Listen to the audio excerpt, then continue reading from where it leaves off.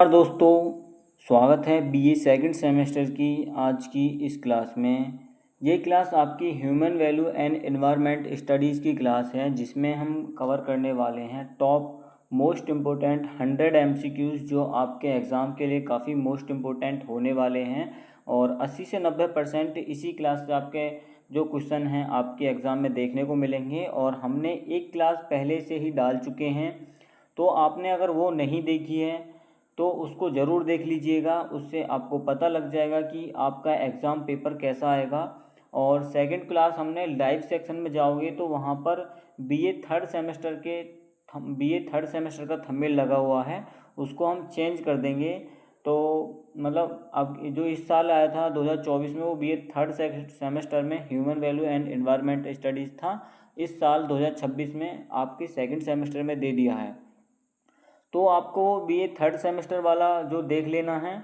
और इससे पहले एक क्लास मैंने डाली हुई है ह्यूमन वैल्यू की, तो आप उसको भी देख लेना। तो आपकी दो क्लास तो पहले ही डली हुई हैं, ये तीसरी क्लास हो जाएगी। इन तीनों क्लासों से आपका पूरा पेपर 100% आपका तैयार हो जाएगा। फिर आपको किसी और क्लास को देखने की ज़रूरत नहीं पड़ेगी।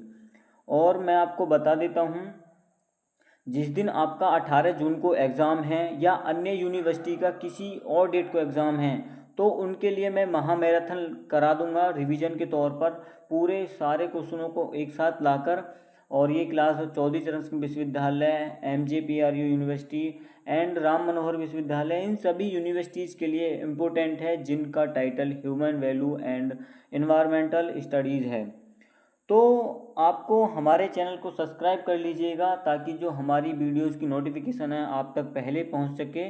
और अपने दोस्तों के साथ हमारे चैनल को सब्सक्राइब भी कर दीजिएगा, ताकि उनकी भी मदद हो जाए। और जिनका भी, एक मिनट रुक जाओ, हम कमेंट बॉक्स, अभी हमने एक इंग्लिश की क्लास डाली है तो उसके लिए थोड़ी कमेंट्स आ रहे होंगे। और हमारी वीडियोस का काफ़ी अच्छा रिस्पांस भी रहा है। और हमारे फर्स्ट सेमेस्टर में पढ़ाए हुए जितने भी स्टूडेंट हैं, जितने भी हमारे साथी हैं, उनका काफ़ी अच्छा स्कोर रहा है। तो मैं आपको एक चीज़ बता देता हूँ कि हमारी जितनी भी क्लास कराई जाती हैं वो केवल मोस्ट इम्पोर्टेंट क्वेश्चन के तौर पर ही कराई जाती हैं। तो ज़्यादा देरी ना करके वीडियो को करेंगे स्टार्ट, क्योंकि आपके पास भी टाइम कम है और टाइम हमारे पास भी कम है। तो पहला क्वेश्चन देखेंगे, निम्नलिखित में से कौन सा संसाधन पुनः उत्पन्न नहीं होता। तो जो कौन सा संसाधन है जो पुनः उत्पन्न नहीं होता, तो वह कोयला है। ऑप्शन सी इसका सही आंसर हो जाएगा। कोयला 300 मिलियन साल में बना है। कितने साल में? 300 मिलियन साल में कोयला बना है। एक बार खपत करने पर दोबारा नहीं बन सकता कोयला। ये आपकी छोटी सी व्याख्या इसलिए लेकर आया हूँ, जो आपके छोटे से फैक्ट हैं उससे वो भी आपके लिए क्लियर हो सकें। अगला क्वेश्चन देखेंगे, क्वेश्चन नंबर 2 है आपका, ऊर्जा प्रवाह में एक पोषी स्तर से दूसरे को कितनी प्रतिशत ऊर्जा स्थानांतरित होती है। जो ऊर्जा प्रवाह में एक पोषी स्तर से दूसरे पोषी स्तर को कितनी प्रतिशत ऊर्जा स्थानांतरित होती है, तो वह 10% होती है। ऑप्शन बी इसका सही आंसर हो जाएगा। इसका नियम क्या है? यह 10% रूल पर मतलब चलती है, और बाकी जो 90% है वह श्वसन, गति और ताप में नष्ट हो जाती है। वह क्या? गति, श्वसन और ताप में नष्ट हो जाती है। नेक्स्ट क्वेश्चन देखेंगे।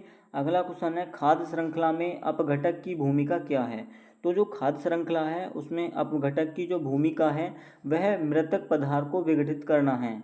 क्या? मृत पदार्थ को विघटित करना है। तो ऑप्शन बी इसका सही आंसर हो जाएगा। अगला क्वेश्चन देखेंगे, क्वेश्चन नंबर 4 है आपका, सॉरी क्वेश्चन नंबर 3 हमने पढ़ा दिया, क्वेश्चन नंबर 4 देखेंगे। हाँ, 3 की जो थोड़ी सी व्याख्या लेकर आए हैं उसको भी देख लेते हैं। बैक्टीरिया, कवक और कीड़े मृतक जीवों को सरल पदार्थों में तोड़कर पोषक तत्वों को मिट्टी में वापस कर लेते हैं। मतलब जो हमारे जैसे कीड़ा वगैरह होते हैं, ये तोड़ को इनको पोषक तत्वों के रूप में मिट्टी में वापस मिला लेते हैं, कर लेते हैं, जो भी है। ठीक है। अगला क्वेश्चन देखेंगे, क्वेश्चन नंबर 4 है आपका, भारत विश्व में पवन ऊर्जा उत्पादन में कौन सा स्थान है। तो भारत का जो पवन ऊर्जा में, जो विश्व में भारत का पवन ऊर्जा उत्पादन में स्थान कौन सा है, तो चौथा स्थान है। ऑप्शन सी इसका सही आंसर हो जाएगा। अगला क्वेश्चन देखेंगे, इसकी थोड़ी सी व्याख्या देख लेंगे हम। भारत विश्व में पवन ऊर्जा उत्पन्न में चौथे स्थान पर है। तमिलनाडु, गुजरात और महाराष्ट्र भारत के प्रमुख पवन ऊर्जा वाले क्षेत्र हैं। अगला क्वेश्चन नंबर 5 है आपका, परिस्थिति तंत्र में उत्पादक का मुख्य कार्य क्या है। जो परिस्थितिकी तंत्र है उसमें उत्पादक का मुख्य कार्य क्या होता है, तो उसमें यानी सूर्य की जो ऊर्जा को रासायनिक ऊर्जा में परिवर्तन करना। ऑप्शन बी इसका सही आंसर है। सूर्य की ऊर्जा को रासायनिक ऊर्जा में परिवर्तन करना, जैसे पौधे प्रकाश संश्लेषण के माध्यम से सूर्य की ऊर्जा को शर्करा ग्लूकोज में बदलते हैं। अगला क्वेश्चन देखेंगे, क्वेश्चन नंबर 6 है आपका, क्या है, निम्नलिखित में से कौन सी गैर नवीकरणीय ऊर्जा का स्रोत है। तो गैर नवीकरणीय ऊर्जा का स्रोत क्या है, इस क्वेश्चन का सही आंसर हो जाएगा प्राकृतिक गैस। ऑप्शन सी इसका सही आंसर है। और प्राकृतिक गैस एक जीवाश्म ईंधन है जो भूमिगत से खनिज होता है और यह सीमित मात्रा में उपलब्ध होता है, यानी ये लिमिटेड होते हैं प्राकृतिक गैस वगैरह जो भी हैं। अगला क्वेश्चन देखेंगे, हाइड्रोलैक्टिक ऊर्जा की दक्षता कितनी होती है। तो हाइड्रोलैक्टिक जो ऊर्जा की दक्षता है वह 80 से 90% होती है। ऑप्शन डी इसका सही आंसर हो जाएगा। अगला क्वेश्चन देखेंगे, जो हाइड्रोलिक ऊर्जा है इसका ऊर्जा सबसे दक्ष अक्षय ऊर्जा स्रोत होता है। यह सभी ऊर्जा स्रोतों में सर्वश्रेष्ठ है। नेक्स्ट क्वेश्चन है, राजस्थान में सर्वाधिक सौर विकिरण कितना होता है। तो सौर विकिरण कितना होता है राजस्थान में, इसका सही आंसर है 5.5 से लेकर 6.5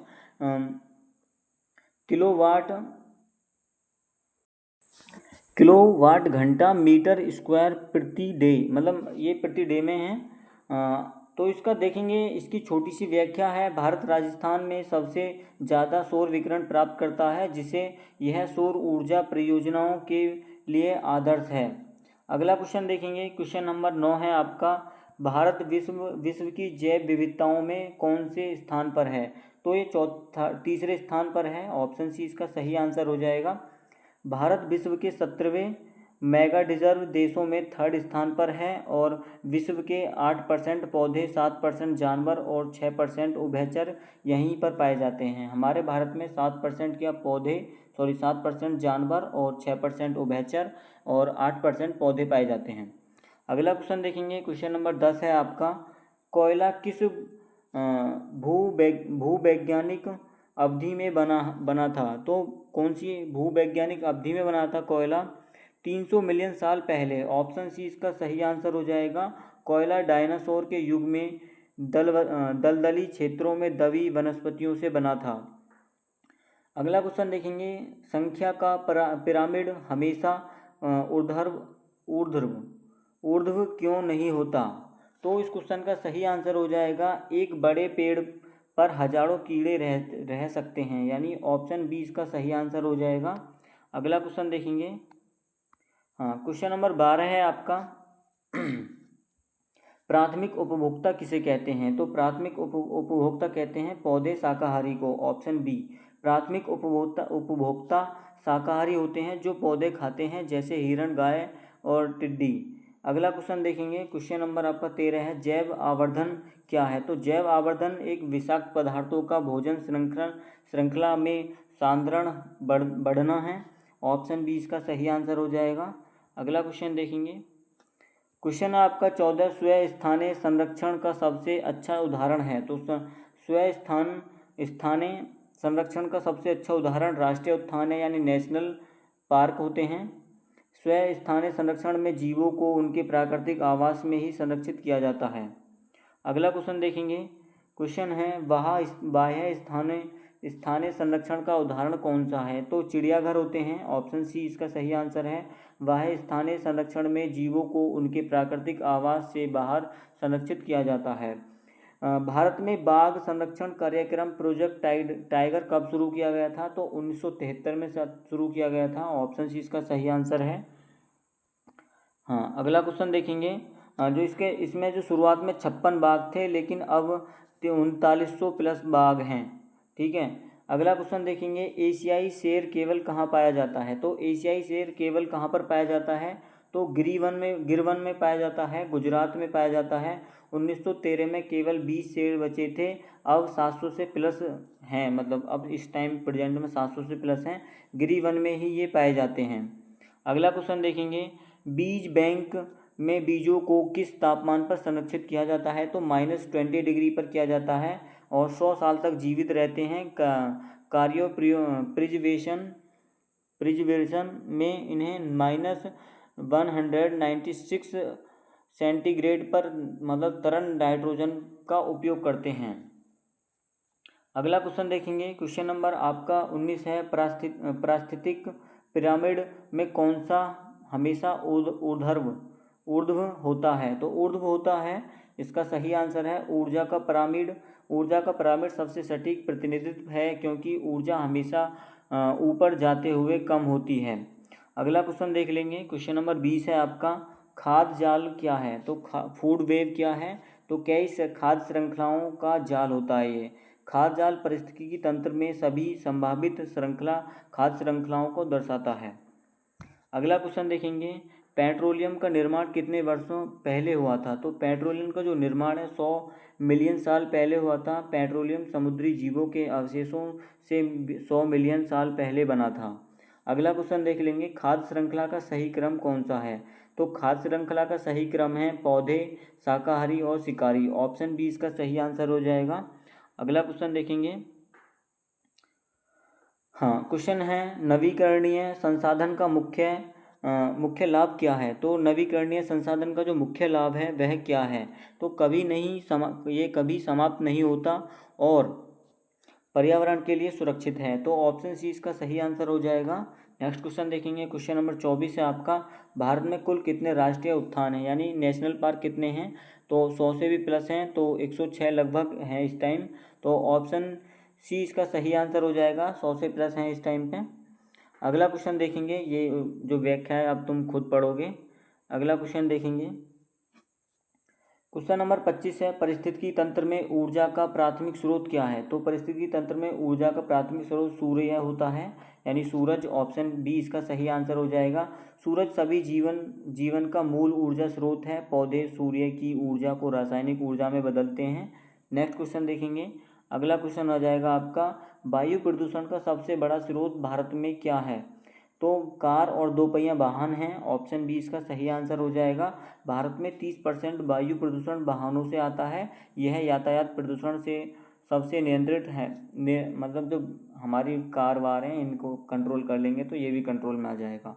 अगला क्वेश्चन देखेंगे, क्वेश्चन नंबर 27 है, प्रदूषण नियंत्रण में एक जिम्मेदार नागरिक का क्या कर सकता है? तो जिम्मेदार नागरिक क्या कर सकता है? सार्वजनिक परिवहन का उपयोग करना और साइकिल चलाना, वृक्षारोपण करना, उपयुक्त सभी इसका सही आंसर हो जाएगा।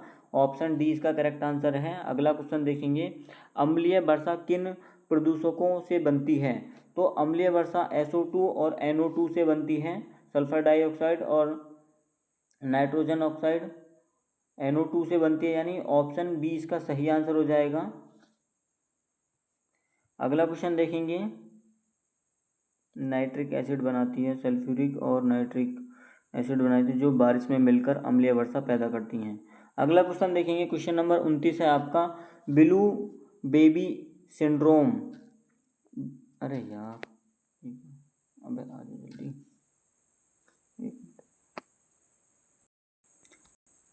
तो ब्लू बेबी जो सिंड्रोम है ये किससे होता है? तो यह नाइट्रेट की अधिकता से होता है। ऑप्शन बी इसका सही आंसर हो जाएगा।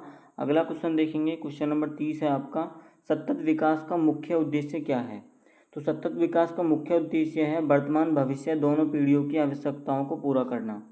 अगला क्वेश्चन देखेंगे, सतत विकास के कितने प्रमुख लक्षण हैं? तो SDGs हैं, तो कितने हैं? तो 17 लक्ष्य हैं। 2015 में संयुक्त राष्ट्र द्वारा निर्धारित किए गए थे और 2030 तक हासिल करने हैं ये हमें।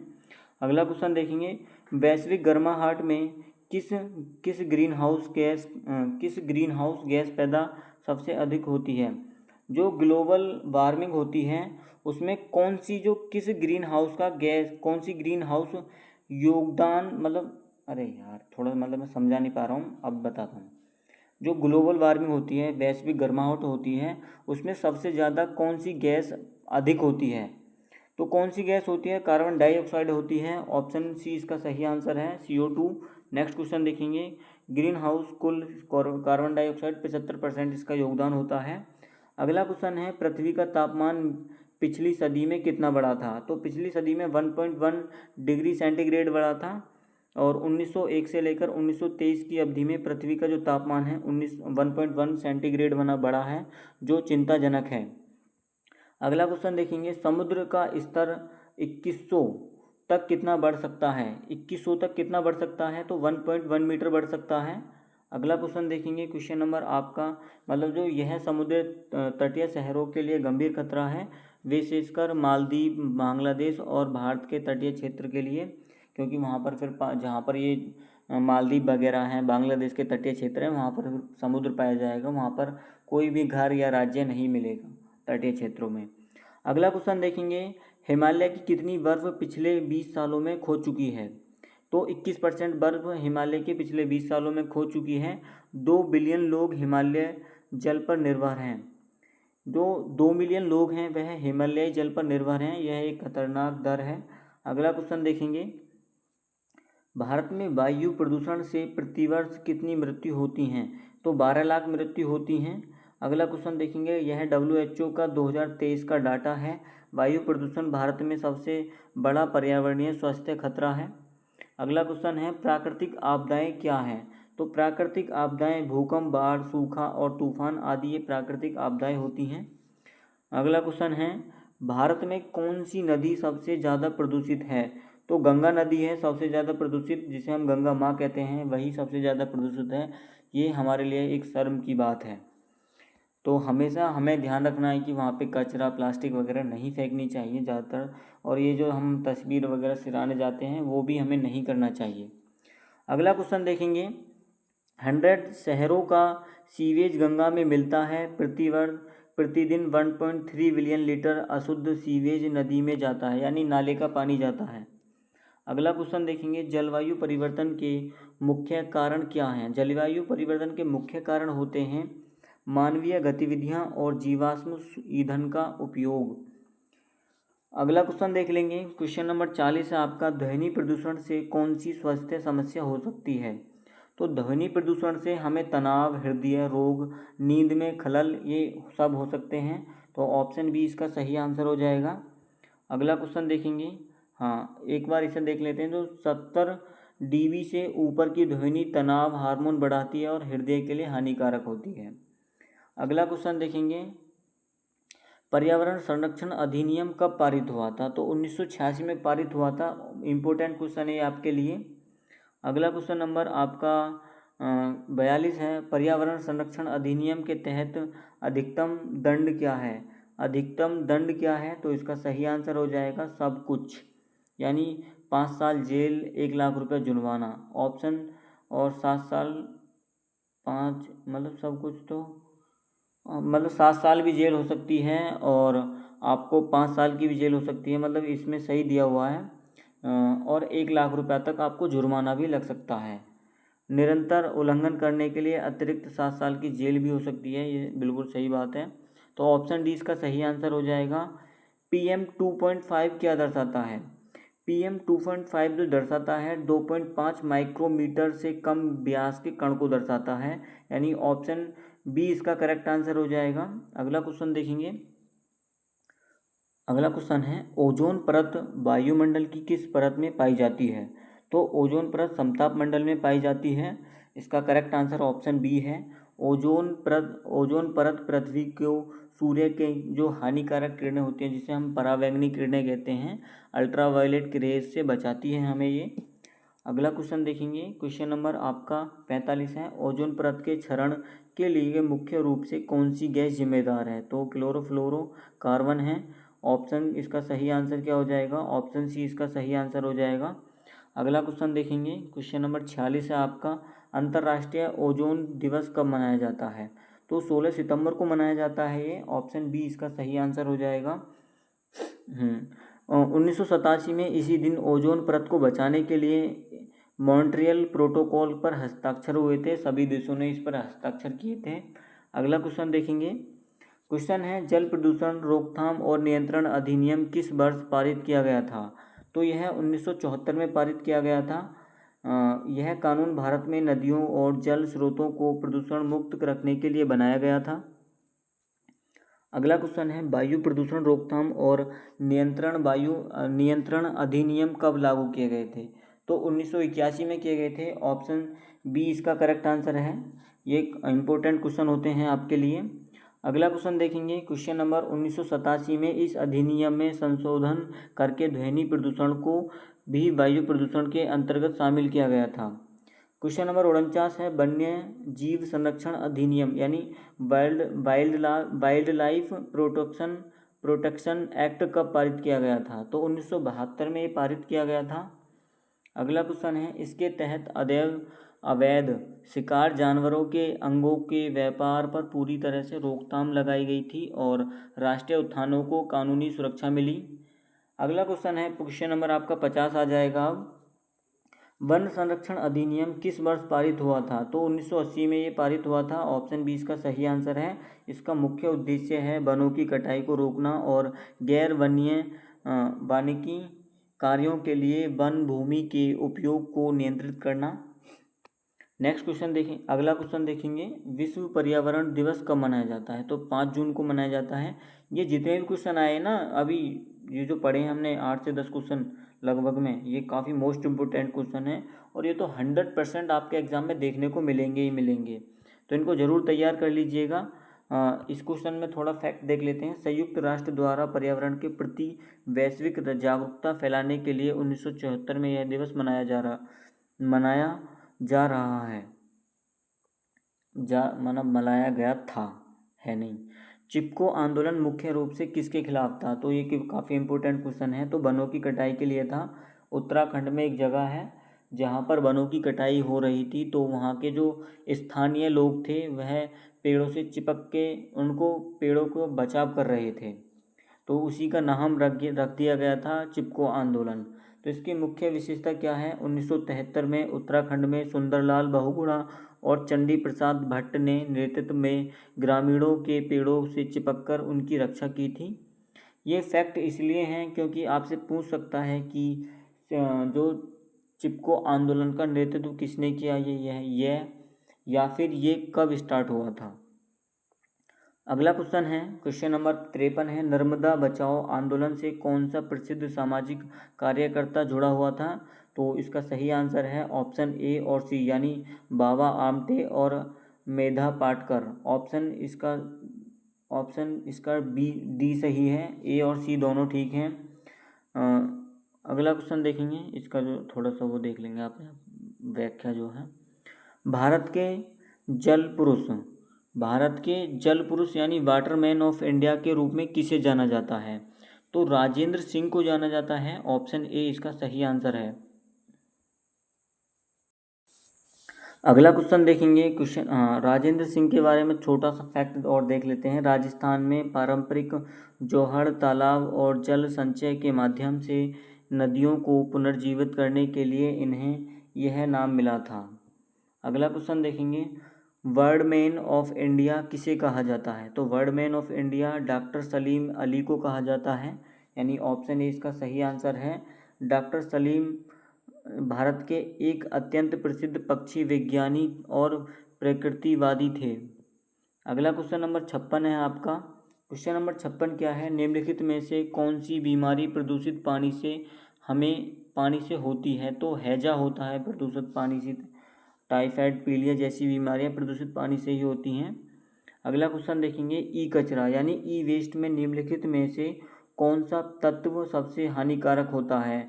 तो लेड यानी जो सीसा है और मरकरी, ये सबसे हानिकारक होते हैं।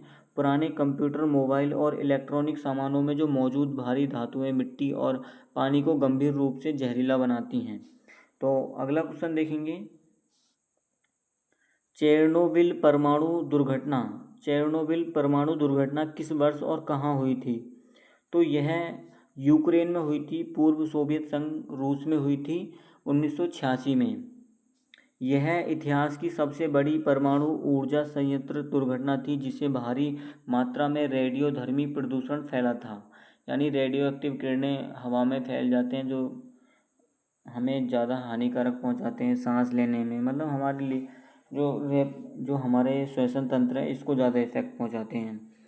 भोपाल गैस त्रासदी में कौन सी जहरीली गैस का रिसाव हुआ? तो इसमें मिथाइल आइसोसाइनाइड का हुआ था, MIC।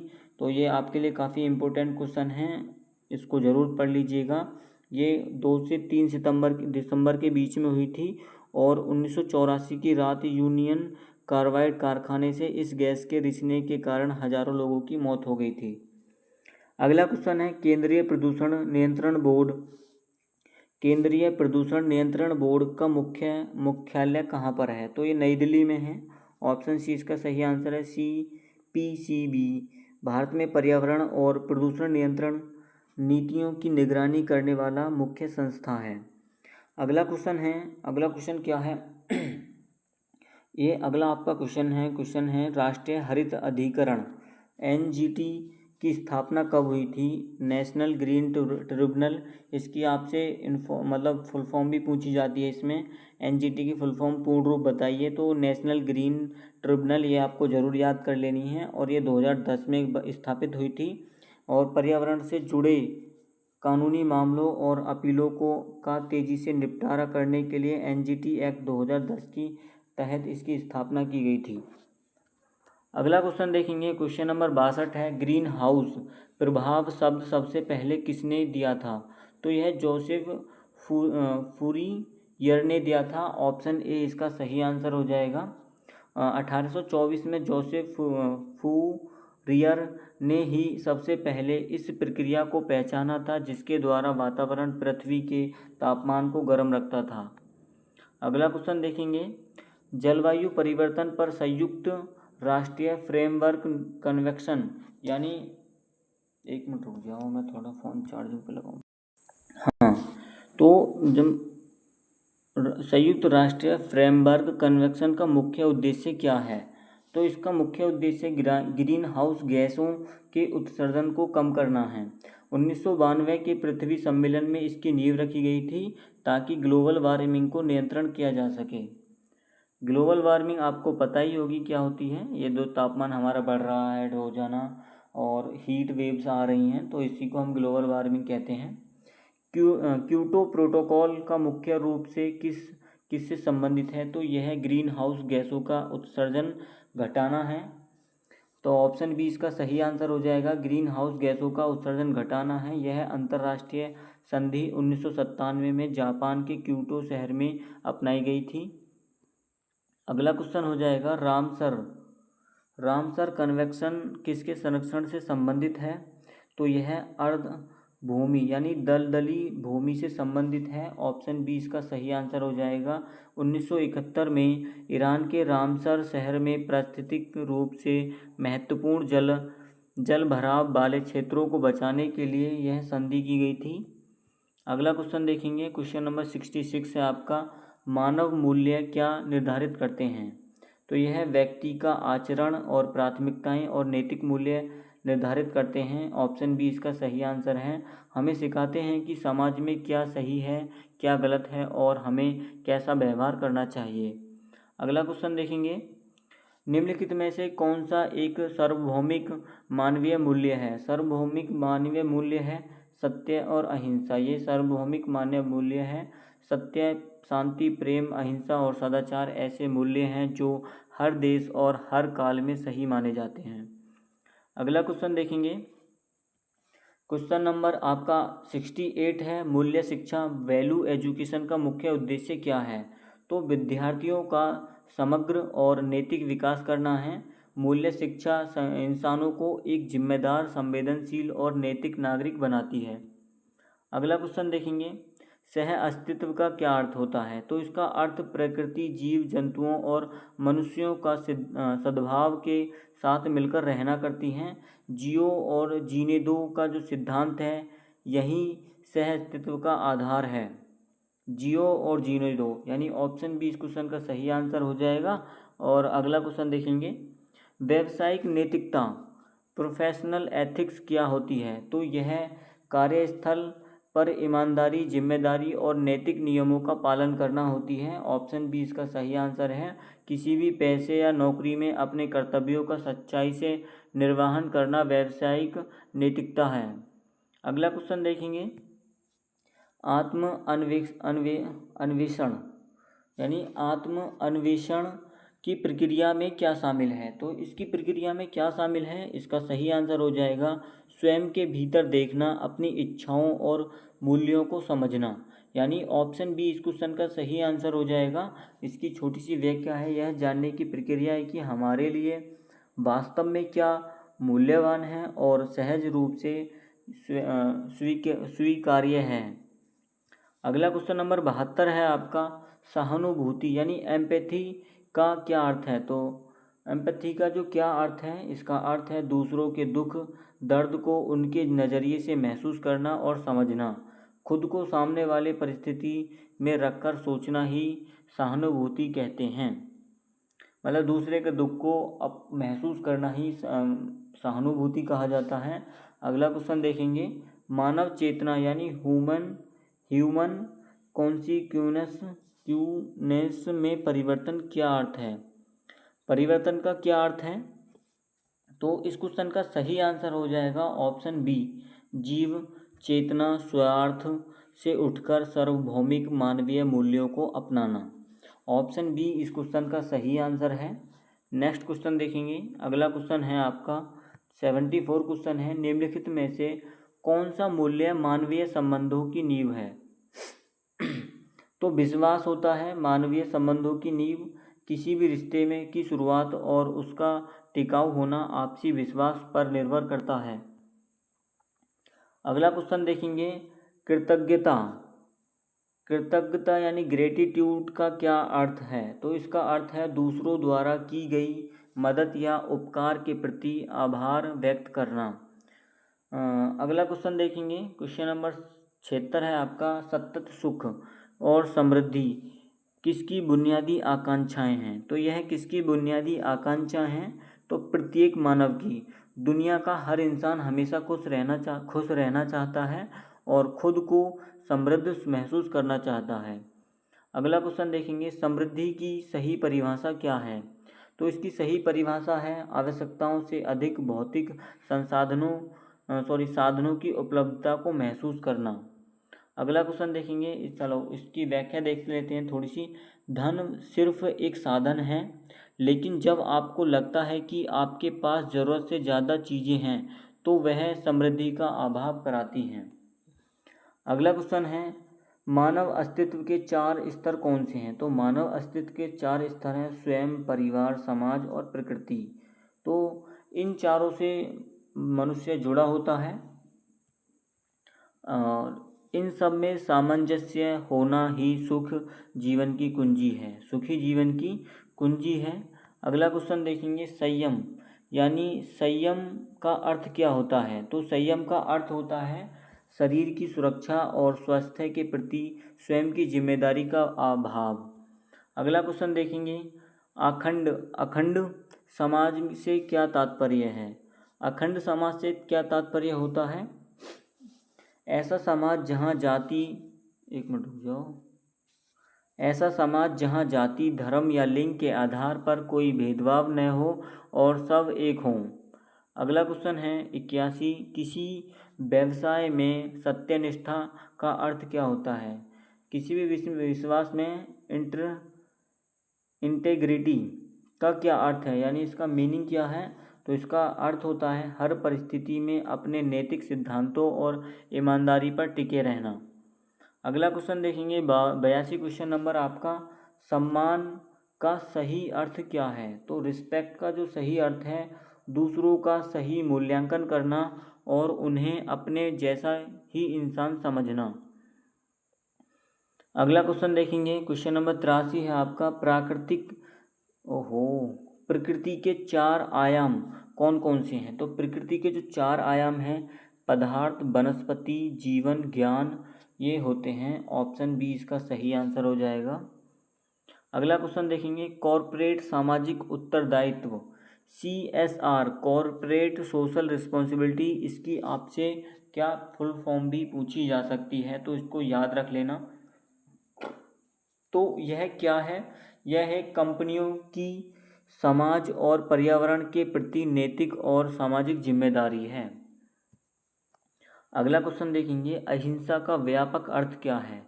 अहिंसा का जो व्यापक अर्थ है वह मन, वचन और कर्म से किसी भी जीव को दुख न पहुंचाना। अगला क्वेश्चन नंबर 86 आपका, नैतिक दुविधा क्या होती है। नैतिक दुविधा क्या होती है, तो इसका सही आंसर हो जाएगा ऐसी स्थिति जहां दो सही या गलत विकल्पों के बीच चयन करना कठिन हो। तो ऑप्शन बी इस क्वेश्चन का सही आंसर हो जाएगा। अगला क्वेश्चन नंबर 87 देखेंगे, स्वामी विवेकानंद के अनुसार शिक्षा का मुख्य उद्देश्य क्या होना चाहिए। तो शिक्षा का जो मुख्य उद्देश्य है चरित्र निर्माण और मनुष्य का विकास होना चाहिए। ऑप्शन बी इस क्वेश्चन का सही आंसर हो जाएगा। उनका कहना है शिक्षा वह है जो मनुष्य को अपने पैरों पर खड़ा होना सिखाए और उसका चरित्र बनाए। अगला क्वेश्चन देखेंगे, जवाबदेही अकाउंटेबिलिटी का कार्यस्थल पर क्या महत्व है। तो इस क्वेश्चन का सही आंसर है ऑप्शन बी, अपने कार्यों और निर्णयों की पूरी जिम्मेदारी लेना। अगला क्वेश्चन देखेंगे, पर्यावरण के प्रति हमारी नैतिक जिम्मेदारी को क्या कहा जाता है। जो पर्यावरण के प्रति नैतिक जिम्मेदारी है उसको हम एनवायरमेंटल एथिक्स कहते हैं, यानी पर्यावरण नैतिकता कहते हैं। ऑप्शन बी इस क्वेश्चन का सही आंसर हो जाएगा। अगला क्वेश्चन देखेंगे, क्वेश्चन क्या है इसकी थोड़ी व्याख्या भी देख लेते हैं। यह हमें सिखाती है कि प्रकृति का दोहन करने की बजाय उसका पोषण और संरक्षण करना हमारा कर्तव्य है। क्वेश्चन नंबर 90 है आपका, महात्मा गांधी के 7 सामाजिक पाप में से कौन सा एक है। तो इस क्वेश्चन का सही आंसर हो जाएगा सिद्धांत के बिना राजनीति, चरित्र के बिना ज्ञान, नैतिकता के बिना वाणिज्य। तो उपयुक्त इसका सही आंसर हो जाएगा ऑप्शन डी। ये गांधी जी के 7 विचार थे, यानी पाप थे, 7 पाप विचार नहीं 7 पाप थे। और आपको इनको सातों को याद कर लेना है। ये 3 है, 4 और हम अगली वीडियो में बता देंगे और ये आपके लिए काफ़ी इम्पोर्टेंट है। अगला क्वेश्चन देखेंगे, करुणा का अर्थ क्या है। तो करुणा का अर्थ क्या होता है, इस क्वेश्चन का सही आंसर है दूसरों के दुख को देखकर उसे दूर करने का दूसरे के दुख को देखकर उसे दूर करने का सक्रिय प्रयास करना क्या होता है, करुणा होता है। अगला क्वेश्चन देखेंगे, न्याय जस्टिस का वास्तविक अर्थ मानवीय संबंधों में क्या है। तो इसका मानवीय संबंधों में इसका अर्थ क्या होता है, इसका सही आंसर होता है संबंधों में मूल्यों की पहचान, उनका निर्वाह और दोनों पक्षों की तृप्ति, यानी ऑप्शन बी इस क्वेश्चन का सही आंसर हो जाएगा। जब हम रिश्ते में एक दूसरे के प्रति कर्तव्यों को सही से निभाते हैं तो वही वास्तविक न्याय माना जाता है। अगला क्वेश्चन नंबर 93 क्वेश्चन है आपका, विशल विलोअर किसे कहा जाता है। तो विशल विलोअर किसको कहा जाता है, जो किसी संस्था या कंपनी के भीतर चल रहे भ्रष्टाचार या अवैध कार्यों को उजागर करता है। तो ऑप्शन बी इस क्वेश्चन का सही आंसर हो जाएगा। अगला क्वेश्चन देखेंगे, सहिष्णुता का क्या अर्थ है। तो सहिष्णुता का जो अर्थ है वह दूसरे के विभिन्न विचारों, धर्मों और मान्यताओं का सम्मान व स्वीकार्यता करना। ऑप्शन बी इस क्वेश्चन का सही आंसर हो जाएगा। अगला क्वेश्चन देखेंगे, सद्भाव हार्मोनी जीवन में कैसे प्राप्त किया जा सकता है। जो सद्भाव है वह जीवन में कैसे प्राप्त किया जा सकता है, इसका सही आंसर है विचारों में स्पष्टता और सही समझ, प्रकृति के साथ तालमेल बिठाकर। अगला क्वेश्चन देखेंगे, निम्नलिखित में से कौन सा व्यावसायिक कदाचार का उदाहरण है। तो व्यावसायिक कदाचार का उदाहरण है, इसका सही आंसर है रिश्वत लेना या वित्तीय हेरफेर करना। ऑप्शन बी इस क्वेश्चन का सही आंसर हो जाएगा। अगला क्वेश्चन है आपसे पूछी जा सकती है, विंग्स ऑफ फायर ये पुस्तक किसकी है? तो wings of fire APJ Abdul Kalam की है। इस क्वेश्चन का जरूर याद कर लेना।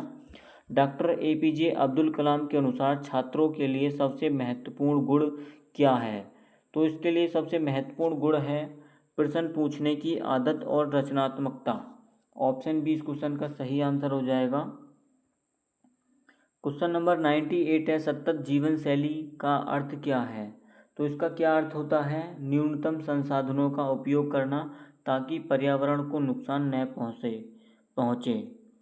अगला क्वेश्चन देखेंगे, ईमानदारी का आधार क्या है? तो ईमानदारी का जो आधार है वह सत्य, पारदर्शिता के प्रति निष्ठा। सच्ची ईमानदारी किसी बाहरी फायदे के लिए नहीं बल्कि अंदरूनी शांति के लिए अपनाई जाती है। अगला क्वेश्चन देखेंगे, लास्ट क्वेश्चन है आपका, मानवीय मूल्यों का अंतिम लक्ष्य क्या होता है? इसका अंतिम लक्ष्य है विश्व शांति, सद्भाव और पूरी मानवता का कल्याण। इसका व्याख्या है सर्वे भवन्तु सुखिन। सर्वे भवन्तु सुखिन, सभी सुख हों ही मानवीय मूल्यों का परम और अंतिम उद्देश्य है।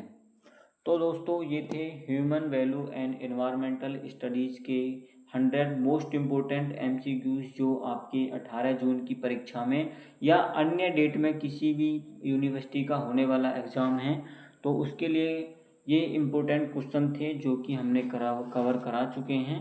इसके बाद हम आपको एक मैराथन लेकर आएंगे जिसमें 400 से 500 क्वेश्चन रहेंगे। उससे आपका केवल रिवीजन और महा मैराथन रिवीजन होगा, जिससे आपका जितने भी क्वेश्चन छूट गए हैं वो कवर हो जाएंगे और जो आपने अभी तक पढ़ा है उसका रिवीजन हो जाएगा। तो आपको अभी क्या करना है, आपको अभी हमारे चैनल को सब्सक्राइब कर लेना है और बेल आइकन को प्रेस कर लेना है और अपने दोस्तों के साथ हमारी वीडियो को शेयर कर देना है।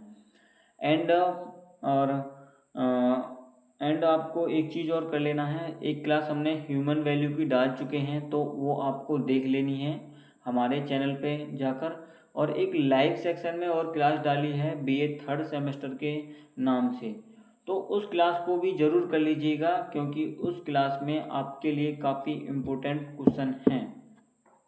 तो फिर मिलते हैं नेक्स्ट वीडियो में, तब तक के लिए बने रहिएगा और पढ़ते रहिएगा, खुश रहिएगा।